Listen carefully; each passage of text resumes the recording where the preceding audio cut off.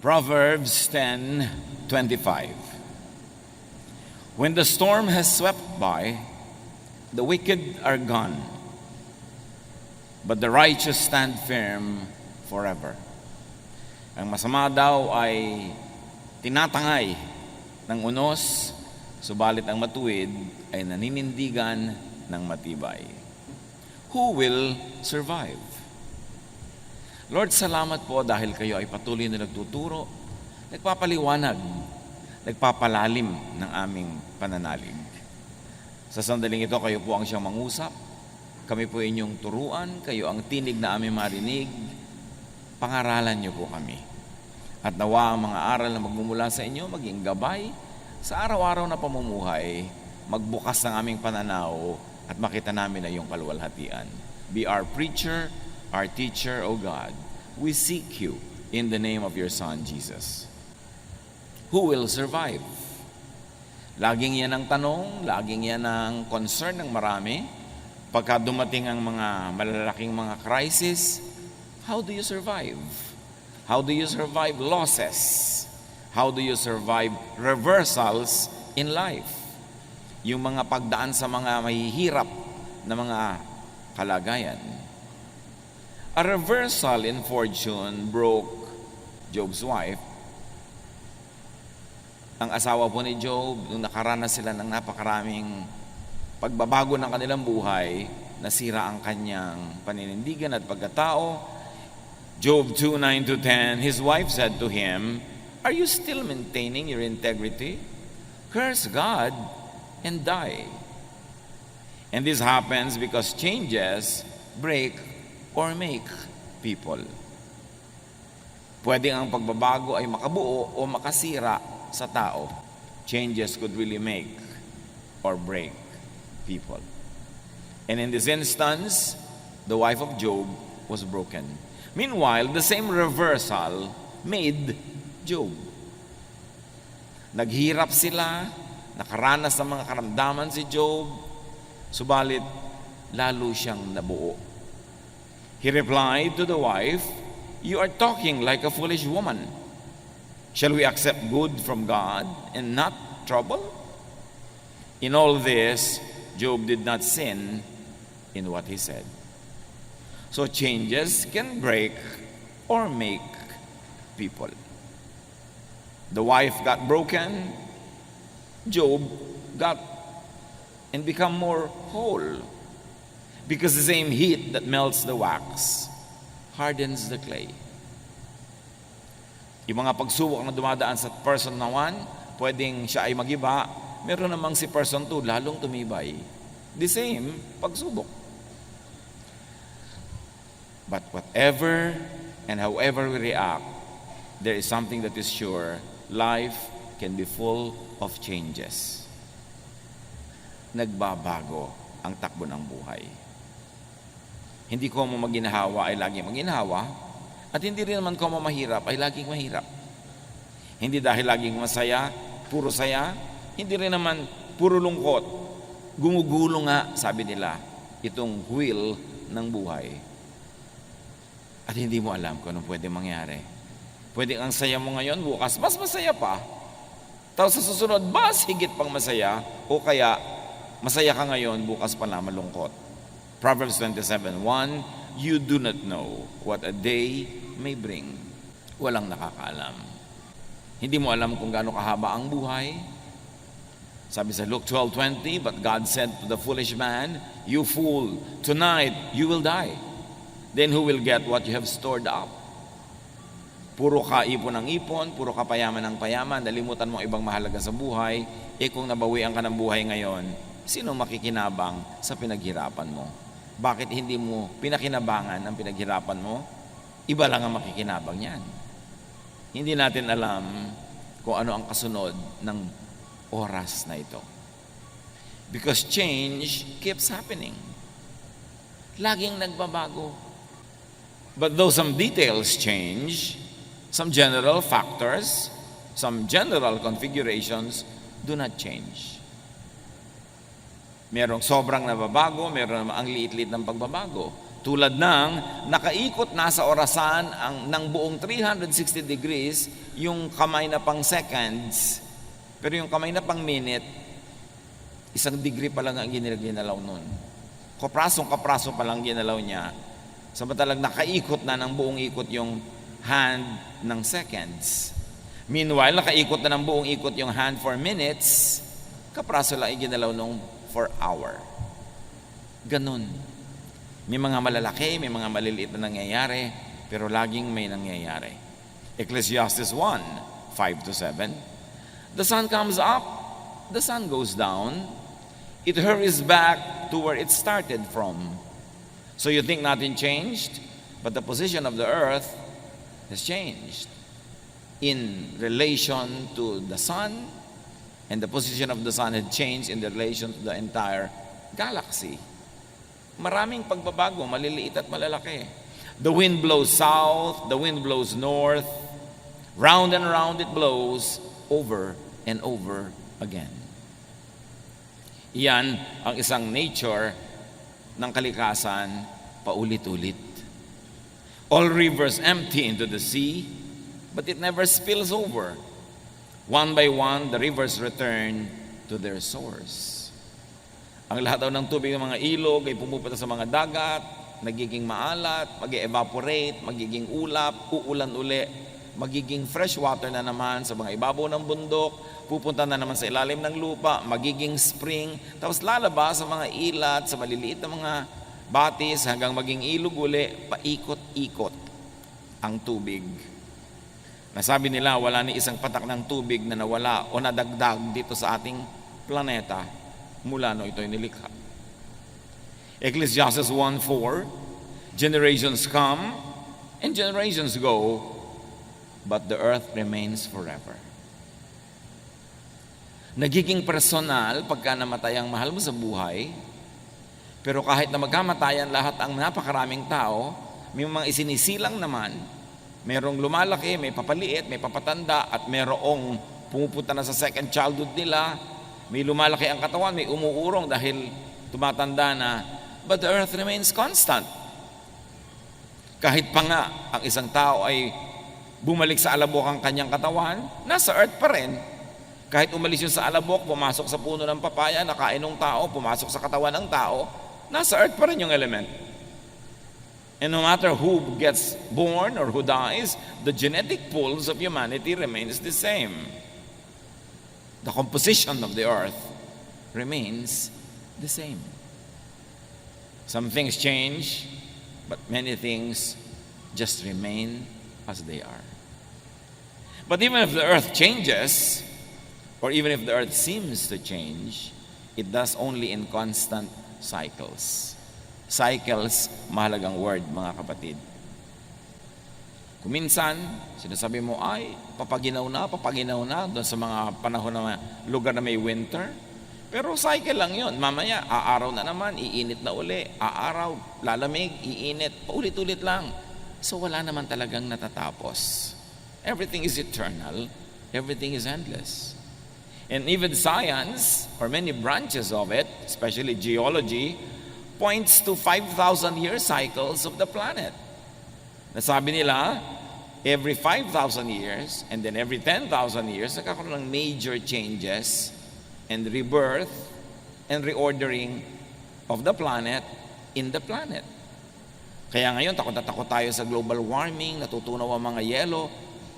Napakarami nang natunaw noong unang panahon. Kaya nga yung mga sinasawag na land bridges ay lumubog sa tubig noon. Kasi may natunaw na. Bago pa itong ngayon. At nanatili naman ang mundo. Nanatili ang buhay. At kung sakali ang magkatunawan na uli yan, sinong sasabi na ang kasunod naman ay magpi-freeze uli sila sa North and South Pole. Paikot-ikot ang buhay. Huwag sobrang matakot yan sa global warming. Let's do what we can to preserve the environment. But many things are beyond our control. Life gets born, life as it is known dies, and that gets reborn. Paikot-ikot, paulit-ulit in cycles. To the point that what many people think the end of time, being mentioned nearly in all religions, could be the end of a cycle.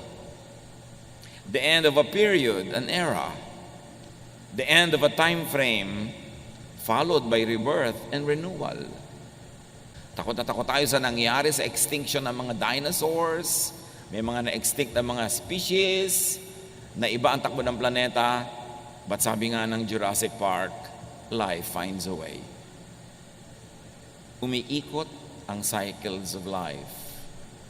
Yung kinakatakutan natin na end of time, end of the planet ba yun o talagang end of time?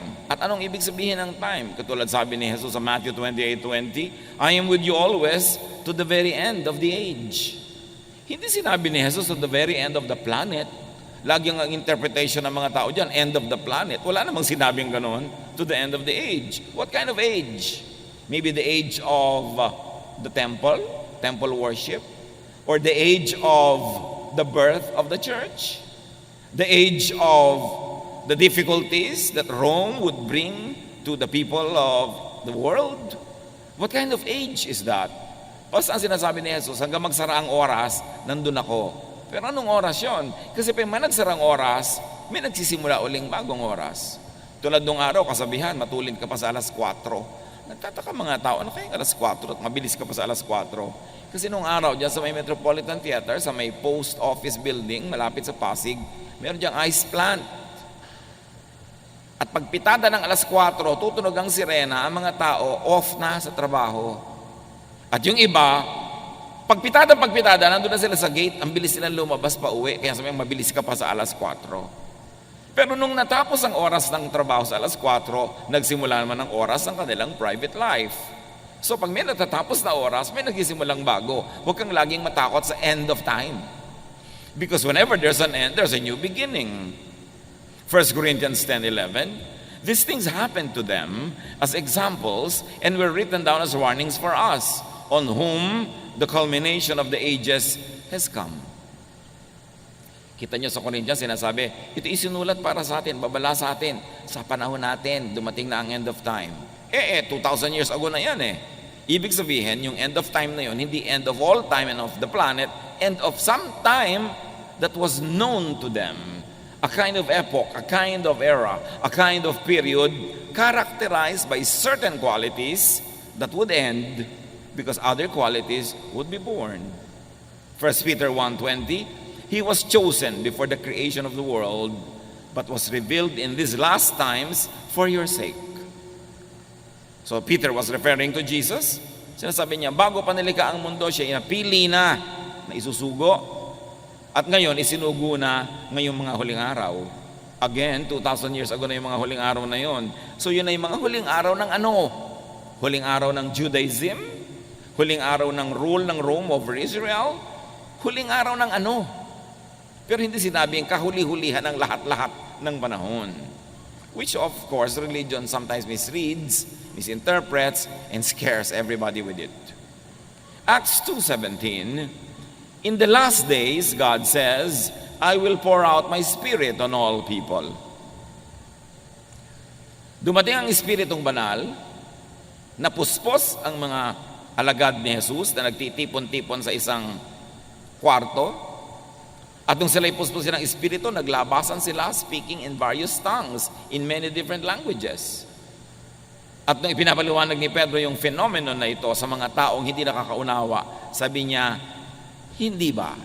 Sabi ni Prophet Joel, in the last days, God will pour out His Spirit on all people. Heto na yun, nangyari na. God poured out the Spirit and these people are speaking in the Spirit. Pero yung tinutukoy na yun ni Pedro, Acts chapter 2, happened 2,000 years ago. Yun na pala yung last days. E di kung last days yun, dapat wala nang today. Ibig sabihin, last days yun of something, of a period.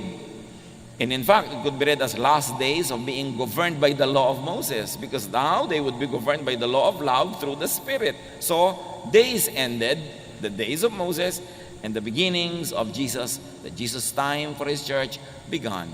If you like to read it that way. So huwag lagi tayong natatakot sa mga end, sa mga changes.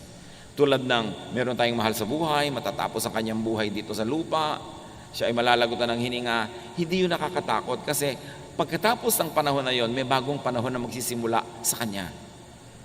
Because everything repeats. Everything runs in cycles. Life is indestructible. Tuloy-tuloy ang buhay. Naiiba lang ang ating consciousness. 1 John 2:18, this is the last hour. And as you have heard that the Antichrist is coming, even now many Antichrists have come. This is how we know it is the last hour. And again, this was written in the first century. At sinasabi ni John, ito na yung last hour. End of the world? No. End of a world. A certain world as people lived it. As people knew it. As people defined the world by. That hour of end had come. The beginning of the age of the Spirit became very, very clear. 2 Timothy 3:1, but mark this, there will be terrible times in the last days. And if you like to look at the history of Israel, the context of all of these writings, those last days were the last days of Israel as a nation under the temple, because Rome destroyed the temple and Jerusalem and dispersed all the Jews.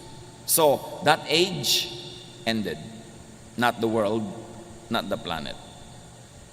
So changes. Huwag tayong matakot sa change. Hindi naman natin kayang pigilin. Ayan, ang mga anak mo lumalaki na. Daddy, hindi na tayo ang kausap ng mga anak mo kung sino-sino na ang kausap sa text.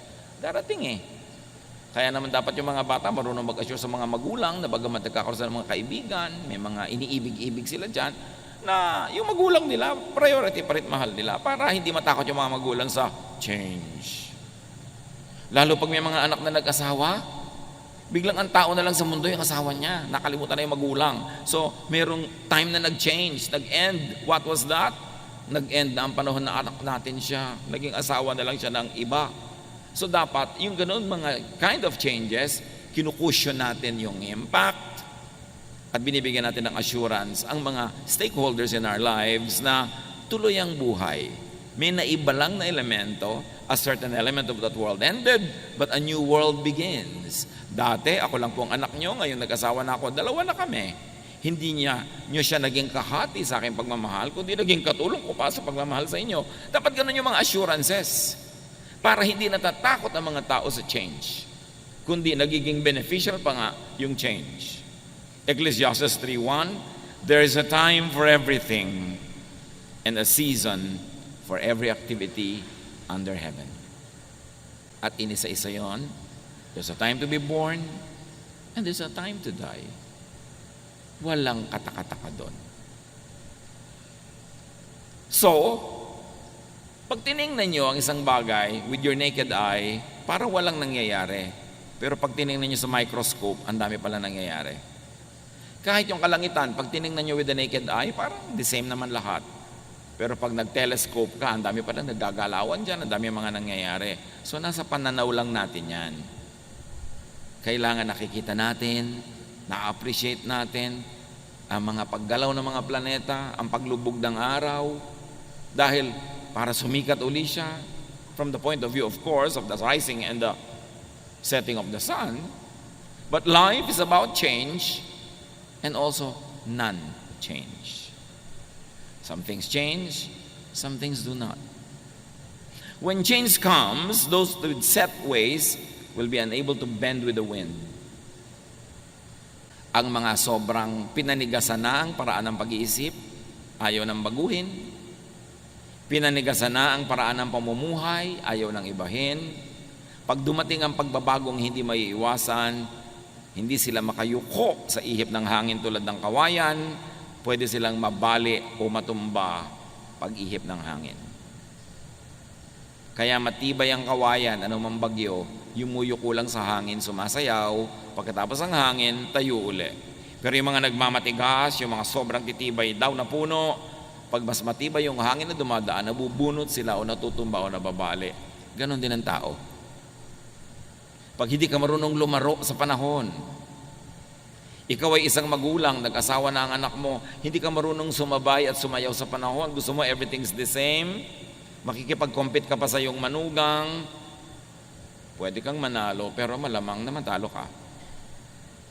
Kasi hindi ka sumasabay sa ihip ng hangin, May pagbabago sa buhay ng iyong anak, nagkaroon siya ng asawa, enjoyin mo yun, mag-accommodate ka nun, huwag mong labanan. Kasi yun ay isang uri ng pagbabagong di maiiwasan.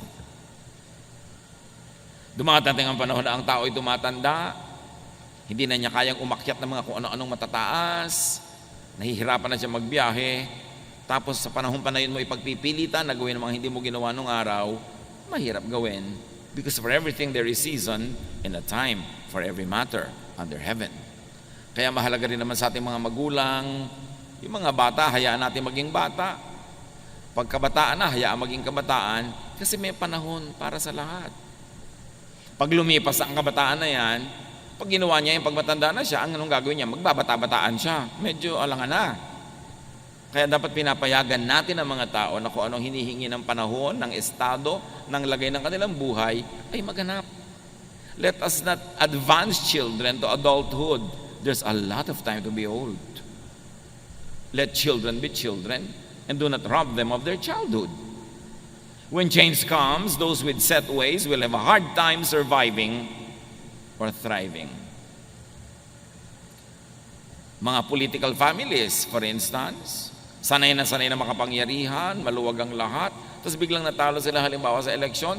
Pag hindi sila naka-adjust, ano gagawin nila? Tatalon sila sa bangin? Makikita mo yung mga survivors, ha? Ang galing ng pamilyang ito, from top to bottom, masaya pa rin, buhay pa rin. These are the people who will survive. Hindi yung dati kayong mayaman, naghirap kayo, puro na kayo ngayon lungkot at puro kayo pagmumukmok. Kung panahon ng mayaman, edi mayaman. Kung naghirap, edi mahirap. Make the most out of it. The people who have this mindset will survive. Nung panalo, edi panalo. Nung natalo, edi talo. Ano man ang kalagayan sa buhay, niyayakap, tinatanggap, and then you make the most out of it, you will survive. Rigid habits could become gods. Kaya ang hirap-hirap magbiyahe ng mga taong kailangan ito ang unan ko, kailangan ganito ang kama ko, kailangan ganito ang iniinom ko sa umaga, kailangan, sa bahay ka na lang, hindi ka na pwede magbiyahe nun. Kasi pag nagbiyahe ka, merong maiiba. Habits could become gods. Kaya tiyakin natin ng mga kapatid na yung mga habits din natin, tayo ang Panginoon ng habit, hindi yung habit ang Panginoon. Yes, nakasanayan mo na matulog sa ganung oras, pero mga panahon hindi pwede yun. So dapat ma-control mo yung sarili na mag-adjust sa panahon kasi may panahon na dapat talagang ibahin yung habit. Traditions, lifestyles, religiosity, even very stiff religious doctrines could become prisons. Like rigid habits. Nakukulong ka. Hindi ako pwedeng kumain yan kasi ganitong araw ngayon. Hindi ako pwedeng kumain yan kasi ganon-ganon. Nakukulong ka. Imbes ang dami mong nakakain tuloy, nagkakaroon ka ng limitasyon. Yung mga certain lifestyles na kailangan ganito lamang ang aking kakainin pag umaga. Paano kung wala ka sa bahay mo? Rigid habits could become liabilities. Imbes yan ay maging katuwang mo sa pagpapasaya ng buhay, magiging amo mo. At mahirap sumaya pag maraming amo. Yung taong madali mag-adjust, yan ang taong liligaya. Kaya pati ang bata, kahit kayo mariwasa, sinasanay nyo kuminsan na kulang ang kanyang pera, hindi nabibili ang kanyang lahat ng gusto mo, hindi siya laging masaya, hindi siya laging pahingan, pinapagod nyo rin kahit na may mga kasama kayo sa bahay, binibigyan nyo ng mga trabaho. Kasi sabi ni Balagtas, lagi natin binabalik-balikan ang ilang linya sa Florante at Laura at namnamin natin, bagamat marami sa mga ibang salita nito yung matandang Tagalog, pero hindi naman mahirap maintindihan. Ang taong magawi sa ligaya at aliw, mahina ang puso't lubhang maramdamin. Inaakala pa lamang ang hilahil na darat ni di na matutunang bathin. Ganon daw ang puso na masanay sa saya, sa tuwa, nagiging sensitive. Ini-imagine pa lang niya ang darating na trouble, hindi na niya malaman kung paano magsusurvive. Para ng halamang lumaki sa tubig. Dahoy nalalanta, munting di madilig. Ikinaluluoy ang sandaling init. Ganyan din ang pusong sa tuway maniig. Yan daw, puro sanay sa saya, sa ginhawa, parang halamang babad sa tubig. Subukan mong mawala yung tubig, tuyo agad. Mabuti pa yung cactus, kahit isang linggo ng tuyo, buhay pa rin. Kasi sobrang nasanay sa ginhawa. Sabi nila, ibang-iba na mga bata ngayon. Pero ang totoo, ibang-iba ang mga magulang ngayon. Sobrang magpasunod. Yung tatay at nanay sa umaga, yuyuko na sila sa lupa dahil lalabas na ang anak nila sa kwarto. Sambahin ang anak. Napakaraming ganon. Munting kahirapay, mamalaking dala. Dibdib palibhasay, di gawang magbata. Hay bago sa mundo'y walang kisap mata, ang tao'y mayroong sukat ipagdusa. Galing ni Balagtas. Sabi niya, hindi ka sure. Isang kisap mata o kalahating kisap mata pa lang, kalahating kurap mo, pwedeng maiba ang iyong fortune, maiba ang iyong buhay. Mahal na mahal ng magulang yung anak, yung dalawang mag-asawa, sa isang aksidente, bigla silang namatay sa bahay. Paano natin si spoiled brat?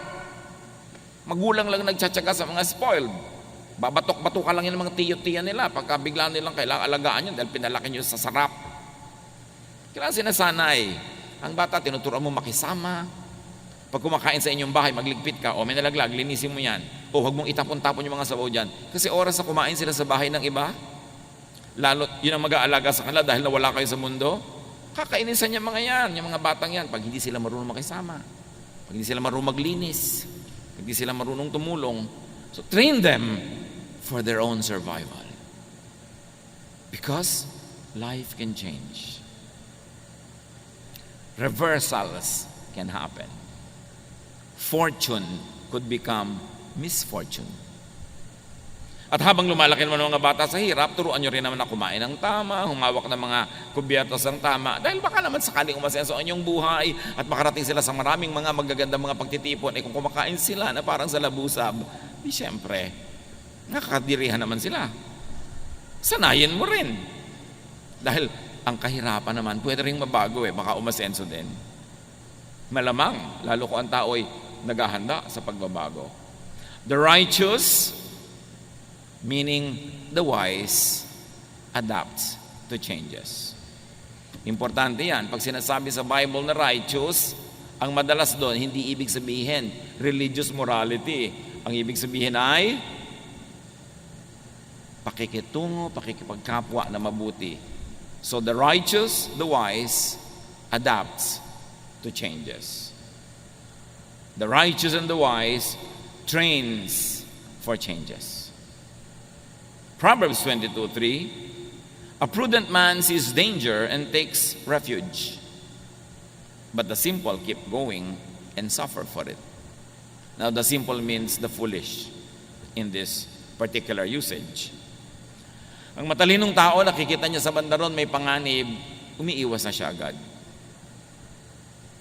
Good leaders, pag gumagawa sila ng desisyon, alam nilang pag itong ginawa ko desisyon sa banda doon, yun ang magiging problema nito. Ito, pag itong ginawa ko sa banda doon, yun ang magiging problema. May foresight. At habang maaga, iniiwasan yung pwede maging problema sa pamamagitan ng paggawa ng tamang desisyon ngayon. Luke 12:54-55, he said to the crowd, Jesus that, saying, when you see a cloud rising in the west, immediately you say, it's going to rain. And it does. And when the south wind blows, you say, it is going to be hot. And it is. So read signs of change and adapt. Meaning the wise, the righteous, the godly knows and respects God. And therefore, the wise, the godly harness the laws of God and nature. Hindi ka lumalabad sa kalikasan, sumasakay at sumusunod ka.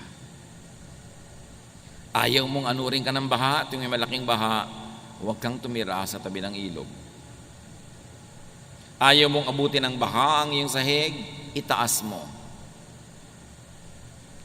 Ayaw mong tamaan ng hangin ang iyong bahay, doon ka sa gilid ng mga bundok na may babangga sa hangin at hindi yung bahay mo.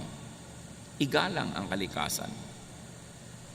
Romans 1:20, For since the creation of the world, God's invisible qualities, His eternal power and divine nature have been clearly seen, being understood from what has been made, so that people are without excuse. Wala daw excuse ang mga tao kasi ipinakilala ng Diyos ang sarili niya sa pamamagitan ng nilikha niya. So you want to know God? Know nature. You want to obey God? Obey the rules of nature. Because God is the author of natural law. Yun nga maraming religious laws, hindi mo pa sure kung God ang gumawa o priest lang o pastor lang o religious leader lang. But the law of nature, only God can make nature, so sure ka na God ang gumawa ng law of nature more than any other law made by humans. Kaya sabi, gusto mong lumigaya sa buhay, tignan mo ang mga ginawa niya at sundin mo ang natural law. Who will survive? Those who will survive are those that face, welcome, embrace, ride the waves of change. Kahit sa kasaysayan ng mga bansa, ng mga kabihasnan, ng sarili nating bayan, ang namamayagpag, ang nagwawagi, ang nananaig, yung marunong kumilala sa pagbabagong hindi pwedeng iwasan at uma-adapt agad, nag-a-adjust agad sa pagbabago. For better or for worse of the entire system, individuals who adapt easily are the ones who are able to make the most of it. Kumisa nga, kataksilan pa yan sa bayan eh. Katulad nung dumating ang mga Kastila sa ating bansa, merong mga ayaw tanggapin yung mga Kastila, lumaban. Meron naman mga nakipagsabuatan agad, kumampi. At the end of the day, nung nagwagi yung mga Kastila, sila yung mga kasama sa wagi. That was not good for our nation, but for them individually and for their families, they benefited. May mga sahimagsikan natin laban sa mga Kastila na lumaban para magkatayo ng kalayaan. Nung dumating ang mga Amerikano para agawin yung kalayaan na yun, at nakita ng ibang, ay, walang panalo sa mga Amerikano, sobrang lakas nila, ang yaman-yaman nila. Yung iba, kumampi agad sa Amerikano. Pinagtak sila ng bayan, pero yung family nila nakinabang. Sila agad itong mga gobernador, sila agad itong mga appointed leaders, kasi nakipagsabuatan sila. Ganon din ng panahon ng Hapon. Ngayon, you should let your morality dictate how you would adapt to changes. Maninindigan ka ba para sa tama o kakampi ka agad sa mali dahil lang parang siya yung mananalo? Dapat alam mo lang na, yes, maraming pagbabago sa buhay. Ano ngayon ang gagawin mo sa mga pagbabagong ito? Saan ka dapat manindigan? Kaya naman yung mga nagkampihan agad sa Hapon, nung bumalik ang gobyerno ng Pilipinas, nung sinakop muli ng mga Amerikano ang Pilipinas at nakuha uli sa Hapon, sila na naman yung amo, o ipinagkukulong naman yung mga kumampi sa Hapon. Kasi po bago-bago ang mga pangyayari. At pag tinignan nyo ang political landscape, yung mga pinakamabilis magbalibaligtad ng kanilang mga prinsipyo at paniniwala at membership, sila yung madalas wagi. Isa lang yung ibig sabihin nun, hindi sa tama o maling ginagawa nila, kundi yung marunong mag-adapt, yung marunong mag-adjust, yun ang nagsusurvive. The progressive survives more than the conservative. Kasi yung conservative, buong karoman, tikuhan niyang niyayakap yung papaalis na o wala na, habang tinatanggihan niya yung nandyan o yung paparating. So ang mangyayari, pag naghari yung paparating, wala siyang hawak, kundi yung lumipas na, natapos na. Those that learn to make the most out of any and every situation will survive. Those that adapt, those that teach themselves to be satisfied with the best that could be available at the moment. Philippians 4:11-13. I am not complaining about having too little. I have learned to be satisfied with whatever I have. I know what it is to be poor or to have plenty. And I have lived under all kinds of conditions. I know what it means to be full or to be hungry, to have much or too little. Christ gives me the strength to face anything. Yan ang sinabi ni Paul. Sa meron at wala, sinisikap kong maging makabuluhan at kung pwede pa'y maging masaya.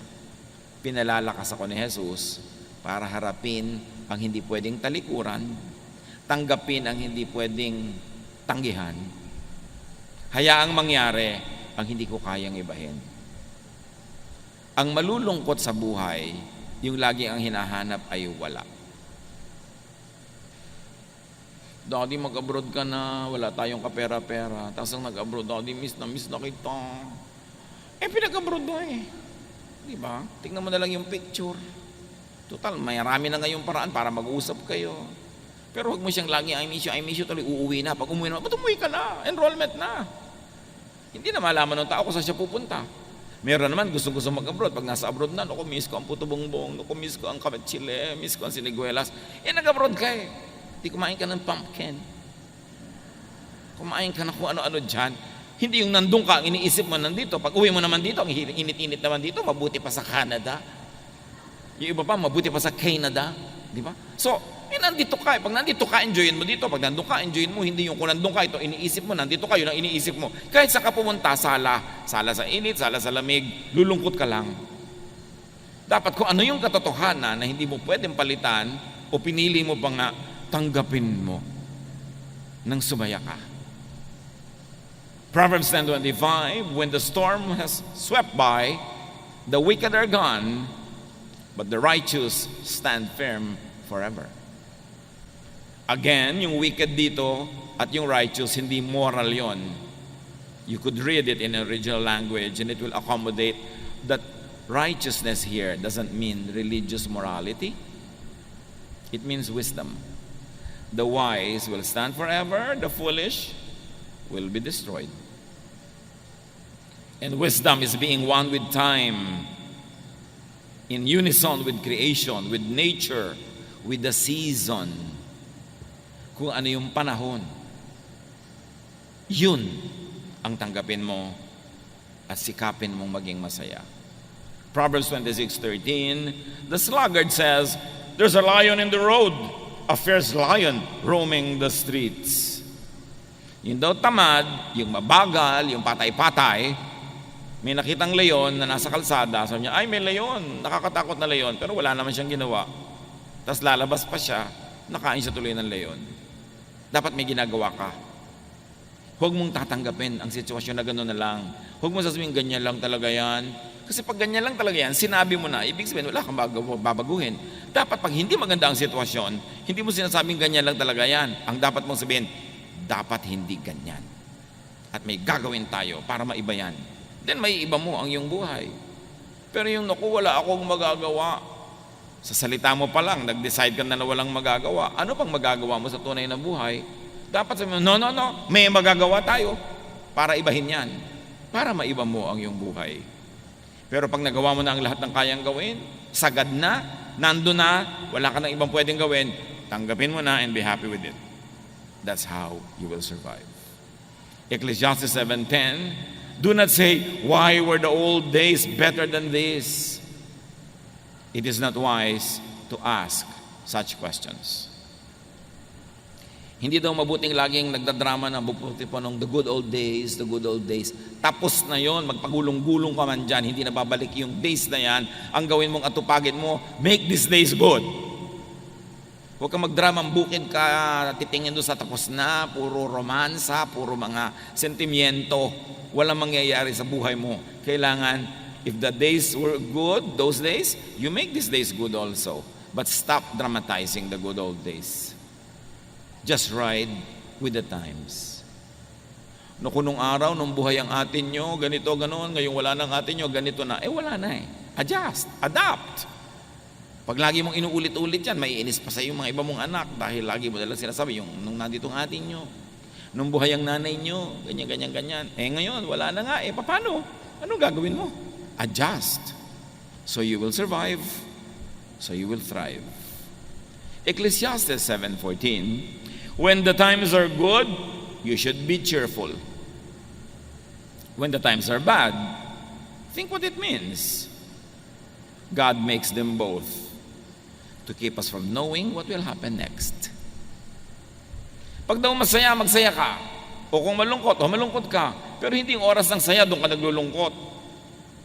Tapos nagsasaya yung iba, doon ka malungkot. O kaya ang lungkot ng iba, doon ka naman tawa ng tawa. Wala ka sa lugar. Sabi kong, masaya, magsaya. Kasi lahat yan, gawa rin ng Diyos. At kung hindi man niya sinadyang gawin, pinayagan niya mangyari dahil sa mga ibang dahilan na maaaring hindi mo batid, ride ka na lang sa panahon. Kailangan, di ba? Sabi ni Sampaguita, panahon na para magsaya. Kung umabot kayo kay Sampaguita. Umabot pa kayo dyan mga anak, di ba? May Google naman, Google nyo.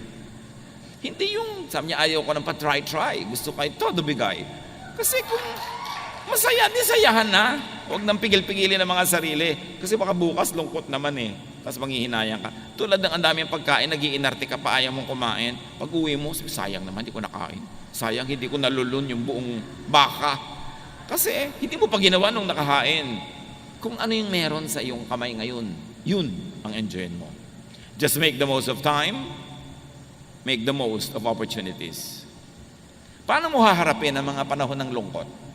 Paano ka maghahanda sa mga panahon ng hirap?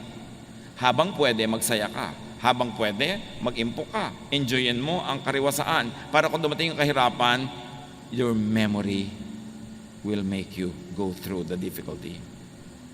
Yung mga saya na inabot mo, yun ang magiging baon mo sa madidilim, malulungkot na mga araw na darating sa buhay.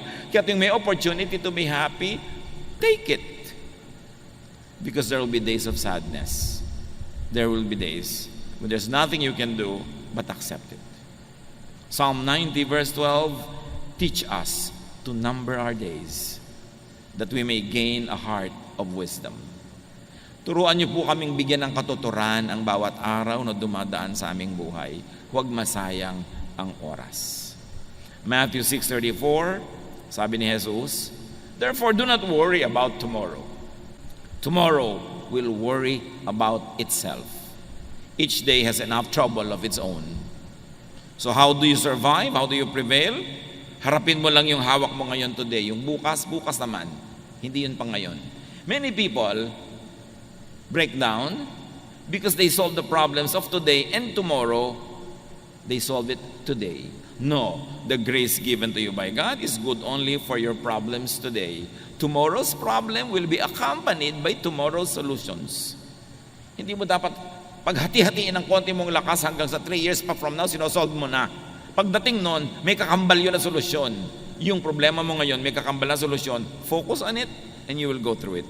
Kasi marunong si Lord. Alam niya ating load limit. The Lord does not allow us to take more than what we can bear. Bakit hindi ko po makaya? Kasi hindi pa binibigay sa iyo ngayon, pina-fast forward mo na Kaya hindi mo na makaya.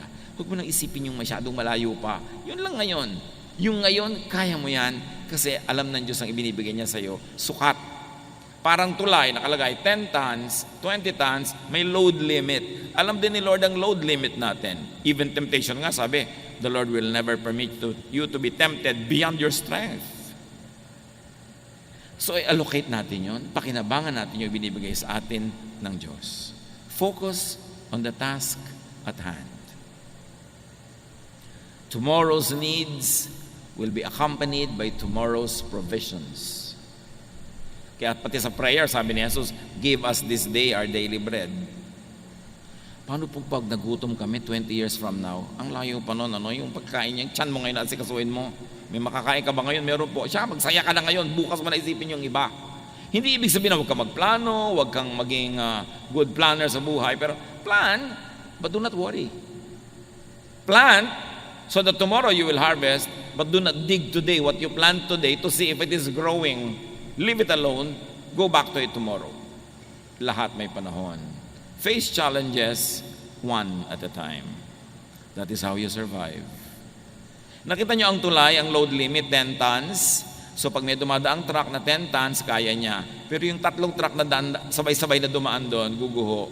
Kasi hanggang 10 lang Tayo din may limit. So face your challenges one at a time. Huwag niyong pagsabay-sabayin. At ang madalas magpahirap sa atin na nagsasabay-sabay ang problema ay ating guni-guni, ang ating imahinasyon.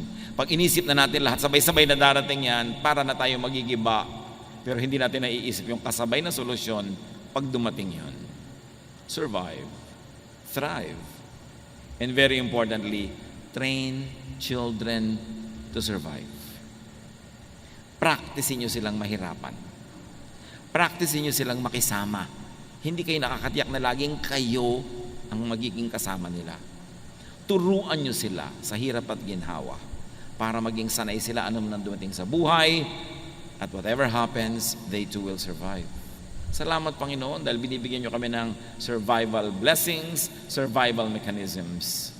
Teach us na ayusin namin ang pag-iisip namin, not to fast forward problems, but to face them when we get to there. Turuan niyo po kami, Panginoon, na yun lamang ngayon ang aming asikasuhin, at yung bukas, nandun pa rin kayo, magbibigay kayo ng mga blessing na tama sa mga pangangailangan namin sa kinabukasan. Pagbulay-bulayan natin ang lahat ng ito, hanapan ng personal application sa buhay. Lord, as your people bow in prayer, in silence, let your voice finish the message, customize it for each one, make it personal. Be with the Lord in silent reflection.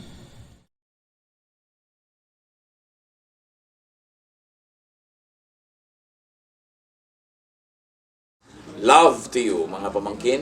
Dito tayo mag-aral ng salita ng Diyos. Dito tayo mag-aral ng mga practical na bagay, magdalanginan para sa isa't isa, makinig ng mga mensahe, at dito tayo magsasama-sama spiritually sa ating official Ed Lapis YouTube channel na ang address ay Sabi ni Kuya Ed. Remember, dito tayo ha, Sabi ni Kuya Ed, ang ating official YouTube channel.